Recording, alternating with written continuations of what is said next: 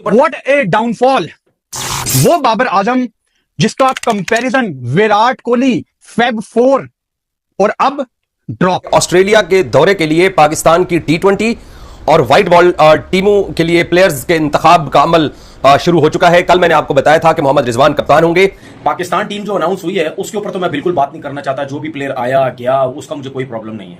मैं सिर्फ आज ये बात करना चाहता हूं कि जो बाबर आजम को इन लोगों ने ड्रॉप किया है, क्योंकि उसकी वजह यह है कि इन लोगों की अपनी इज्जत तो है नहीं, ये दूसरों की इज्जत का बेड़ा गर्क कर देते हैं। आप बाहर बैठा के रखे जब पाकिस्तान के कप्तान बाहर बैठ सकता था, जब पाकिस्तान का कप्तान बाहर बैठ सकता था फॉर्मर सरफराज अहमद, तो आप बाबर को रखते।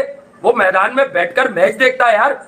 अब आपने उसे घर भेज दिया, वो कहां जाके क्रिकेट खेलेगा, कहां सीखेगा भाई।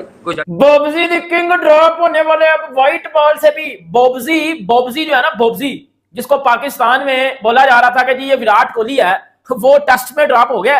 अब वो ड्रॉप हो रहा है वनडे और T20 से। मामला टेढ़ा है क्योंकि पाकिस्तान को मसले मसाइल है, और जब बाबर आजम पे स्कोर नहीं करते हैं या रिजवान स्कोर नहीं करते हैं तो फिर सुपरस्टार्स हमारे एक्सपोज हो जाते हैं। नए प्लेयर्स इस एनवायरनमेंट में आके हिल जाते हैं, क्योंकि जब आप जीतते नहीं है तो एक नेगेटिव स्पाइरल में चले जाते हैं। लगता है कि सबके लिए पैगाम जरूर चला गया है कि पायन इतना खेल के रहना, टीम से अगर रहना है। और दूसरा ये कि ये आखिरी चाल जरूर हो सकती है पाकिस्तान क्रिकेट की, आखिरी चाल है। इसके अलावा कोई और हल है नहीं आपके पास, क्योंकि बहुत सी बातें हुई कि आप इनको निकाल दो। अगरचे शान मसूद रजिस्ट कर रहे थे कि बाबर को नहीं निकालें, आप हमें चाहिए बाबर। और मुझे ज़्यादातर पे लगता है कि आप खाली बैटिंग की वजह से नहीं हारे, बट बाबर लगातार 18 इनिंग में रन नहीं कर रहे थे, तो आपको कुछ ना कुछ तो सोचना था। मुझे बहुत अरसे से हम कह रहे हैं कि यार बाबर आजम को रेस्ट करवाएं, बाबर आजम को रेस्ट करवाएं।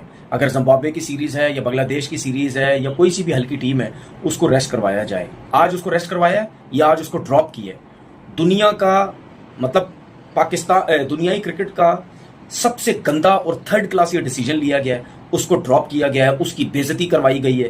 क्योंकि किसी भी टीम का जो सबसे बड़ा प्लेयर होता है ना, अगर आप उसके साथ इस तरीके का सलूक करेंगे ना तो उसकी बेइज्जती होगी। एक हफ्ता पहले जब पाकिस्तान इंग्लैंड के सामने पहला टेस्ट मैच हारा था, 800 रन इंग्लैंड ने किए थे और बड़ी बुरी तरह से पाकिस्तानी टीम की हालत खराब हो गई थी, तो उस वक्त जो सिलेक्शन कमेटी के जो माइंड के अंदर जो चीजें थी, उस वक्त की मैं बात कर रहा हूं, वो ये था कि आप T20 से रिजवान को भी बाहर बिठाओ, आप बाबर को भी बाहर बिठाओ, आप नसीम को भी बाहर बिठाओ, आप शाहीन को भी बाहर बिठाओ। अब क्योंकि सामने ऑस्ट्रेलिया का टूर खड़ा है, तो इंतजामिया और सिलेक्शन कमेटी जिन नामों के साथ जा रहे हैं, मैं आपको बता देता हूं कि बाबर आजम टीम के साथ होंगे, शाहीन शाह अफरीदी टीम के साथ होंगे, रिजवान ऑब्वियसली कैप्टन टीम के साथ होंगे, और मेरा नहीं ख्याल कि सऊद शकील को पाकिस्तान मौका देगा T20 में, बट सऊद आपके वनडे स्क्वाड के अंदर होंगे। इमामुल हक जो है उनके चांसेस भी है ODI स्क्वाड के अंदर वापस आने के। बात हुई कि बाबर आजम को रेस्ट करना चाहिए, उनको नहीं शामिल होना चाहिए, बिकॉज वो अपनी मुसलसल खराब कारकर्दगी की वजह से बहुत नजरों में आ रहे हैं, उन पर बहुत बात हो रही है, तो उनको रेस्ट करने की जरूरत है और अपनी कारकर्दगी बेहतर करने की जरूरत है।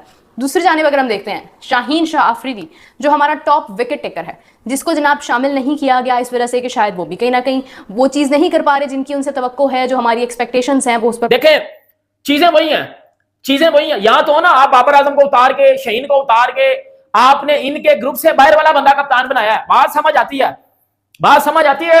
फिर मैं भी बोलूंगा कुछ अच्छा हो रहा है, लेकिन अगर बाबर को उतारा है, वो शाहीन को उतारा है, लंगड़े को, फिर घंटे को उतारा है, तो भाई आप तो बाबर आजम का मुंह बोला भाई रिजवान लिपस्टिक एक्टर मौलवी को दोबारा कप्तान बना रहे हो, तो उसमें पाकिस्तान क्रिकेट की बेहतरी किधर है? वो घंटा तो टीम से ड्रॉप होना चाहिए। वो कप्तानी किसके, मतलब इसमें आप मुझे बताओ, इसमें पाकिस्तान क्रिकेट का फायदा किधर है?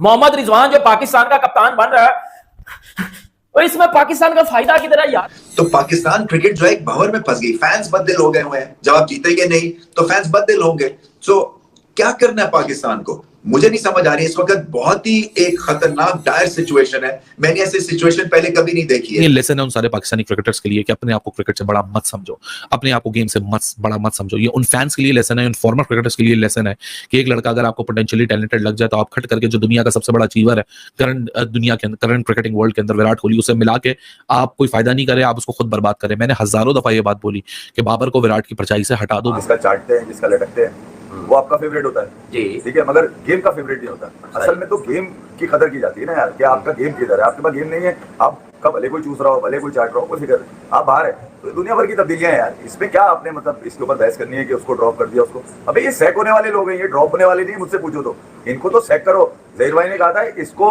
जहीर भाई ने, हमने ये इसी पे एम्फसाइज किया था ना कि जहीर भाई कह रहे हैं कि यार बाबर को आराम कराया जाए। इज्जत राज नहीं आती ना भैया, जब जब इस तरह रास नहीं आएगी और इतना बड़ा बल्लेबाज, उसके ऊपर बहुत सारे लोग निकल कर आ गए थे कि जहीर भाई और जावेद मियां से बड़ा बल्लेबाज